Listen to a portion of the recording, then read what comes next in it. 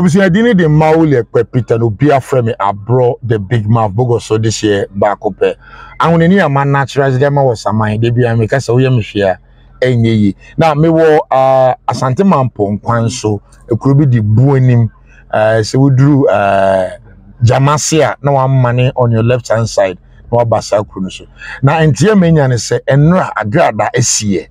ama agrada etimi asai omukwan aban na ye dia momo na obi so taxi a watosi won so eja etimi tomu eba ne say na see nya we need to go down and see what exactly is happening assembly man no menya ne tie say obemben ye ne be di nkomu ne ebisa ne se ba ne say ya den ene nadmofo eye de boam tebusua yenko yenim na yenhwe what is happening ewo ekuro ne so say ena akwan no ye kwan ne dia momo tino yensane na yenkohwe bibia earthquake nitimi sie don't say be a kwan nye kwan a enye but ayade ye ti wo hwe enchen na gata se wa around nyina no ayade a ye kromana ga sa jitu kro bi ho no ma ukoso kwakoyo mo kwan a na yetwe manso ebi ni sokoban da banfo no uduro ahojo runabout na wo kwa kodu sokoban me nim de omo pe ye kwan papa se musemo mpe na we mu case na kwakoye se tender ya agrada na enro nsu eto Ghana ha sei no bi abeto ha etimi ache ekwan mu eno ne pese ye me no ka se road contractors nda so okwan no so eyi adwuma de but I don't know minim de see entini yemben ho na yenhwe what exactly happened edini ye Mauli ekpe Peter the frame abro the big mouth bogo so this year back up so as we speak we will say contract another so was so and the workers ejuma but baby earthquake ni see etimi ha dwene kakra ana na awo ha me see no mesi fom na me akasa makwa kohwe what exactly happened but for now yenhwe what is going on and me jana me kan gotomo earthquake no one when e bi kura finance ba nti say na but I'll get down then get you the full story because we know this year is see a dying is see nsuomu is see dying baby and this year the mind I was young share the ecoso akasawa and see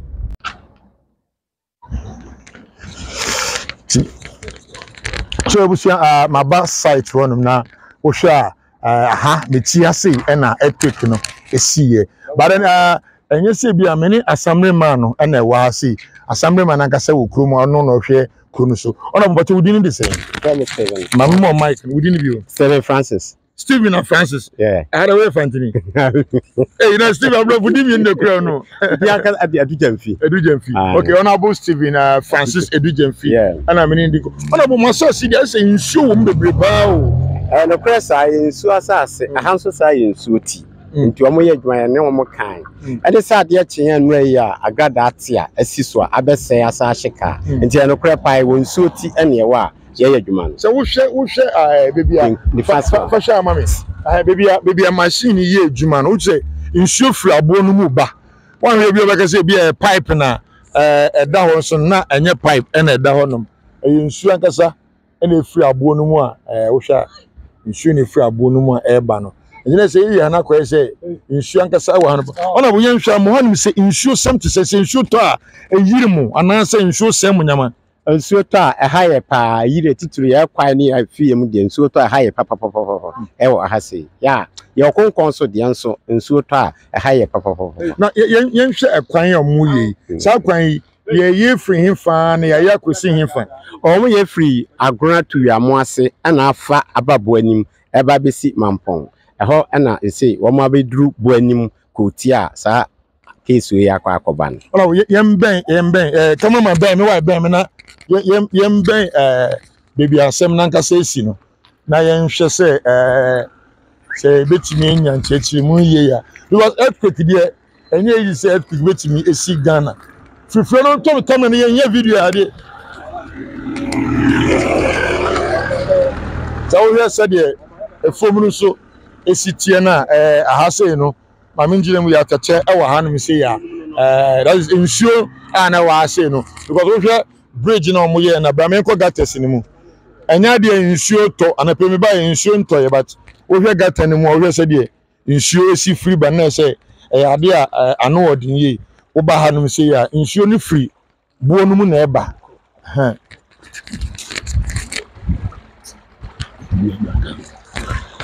wo hwe hanum se ya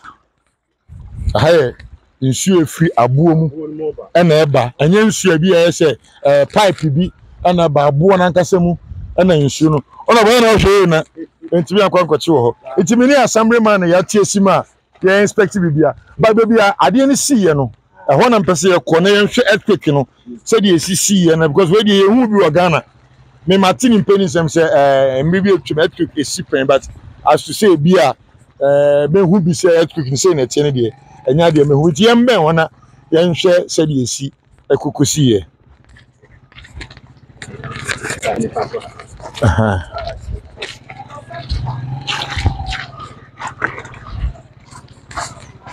okay. Eji ma twawe ma me twase na ma me eti ma mu hu de esi yankasa sa wo hwe asase na se na asase ne tie bridge na omo aye no aye bridge fufura aban no eye de beto mampon na earthquake ni siye no wo hwe etimi ebu ade ne froma isia wo hwe anya de yetimi wo hwe asase na ahanan kasa ye nsuo ntino din se bia ebetu aba ne se be bridge nse but wo yentimi blame obi because wo ye concrete kom ne ade ne dia se nya earthquake esi anka nya de saudi we say no ebetumi aba so but as I speak to you workers ni gususu a omo ye adwuma wa hanum se omo abemu enya embuye eti openi dina ye ni honorable ndidi nkomo na membe honorable ye nhwe asem we sei wote ne sen na ye de na asem wetimi bae anu anwumre be 11 mu ho ene nso ntoto no nti be 12 mu ho na ya te se ka bi hye ayla mo ateke se ama ye dum light wa ha nti ye ko ho wie ye no na se me nso me be hwe adwuma na me hunu na me frɛ boys be enwatwe bi ye ba na kire se ayla mo no ati ama bridge na ye de asai ti wana me nso me frɛ foreman ene omo adwuma hye omo se ommehwe ti anapa be 6:30 ena omo so ba ya ombehwe omo so gitu mu sa de nso mo nsa asai ampa ona bo ye nhwe ade sei eye wo be fa ne se contractor na anye ne adwuma yie ana se asase na nkase na wom na ana se yira mo na tie ne tie akofa esan we dia ba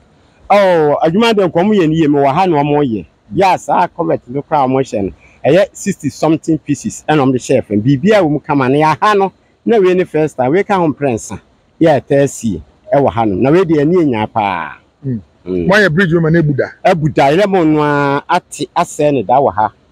se same ayi aso na be ntina ya se nkomo sam pushing ko by from my any some pushi ba animu mono na omo ayi ne dada no so wachiri nti wo de ba ha na asa ati ase no kra ya ne je say ona we hweme ne se ha no bibi wa ha na ase bibi wa ha ye se empanimfo no so ye de etu ho anamon titulu no e wa ha se my bibi wa ha we ka home prince na we de ani nya papa den na wusu se wa ha se ntie se ye ntu ho anamon me ma hu se bia ha ye nsuo ti abokwasi a ana nsuo aka niti ene ha se enti opesio opensi a nsuto bre nyina nsuo no ba tatata pa enti bibi wa ha ye se empanimfo no tu anamon bi beye nsenkyene kakra bi se de oman no ana we we penu as mo ka se usuro de mane bi as o peso bi de abroad woni me interview bi so eye suman bi na office wa ha nsuo ye busum kase bi ye ma na kadia na pa busum kase bokosu na busum kase iti oro mo se mo okroma mo ni mamamda ne amande ne dada iti e ba ne se no mo contractors ne kan se aha eye nsuo ti iti ye nya amamre